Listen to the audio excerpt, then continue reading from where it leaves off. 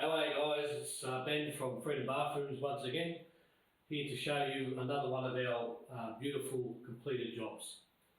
The client for this bathroom came in to see me in the showroom and said, I've got this big bathroom, it's got a big spa bath in it that I want to get rid of it and I want to make the room something special. So here we are, we've created something special with a beautiful splashback the client chose, and I think it's done a really good job with the choice of the colour. Especially with the brown on the floor, the timber look. We've kept the rest of the walls white, so they're plain, so that the features stand out. The features are the prominent part of the bathroom. But have a look at this. Look at this beautiful freestanding bath. There was this big corner spa here that nobody ever used because it took too much water to fill.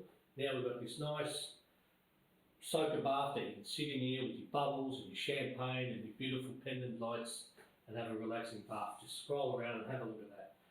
So yeah, just wanted to show you this bathroom. Yeah, scroll around, have a look, enjoy. This is the kind of thing that we can produce for you in your bathroom too. I'll see you on the next one.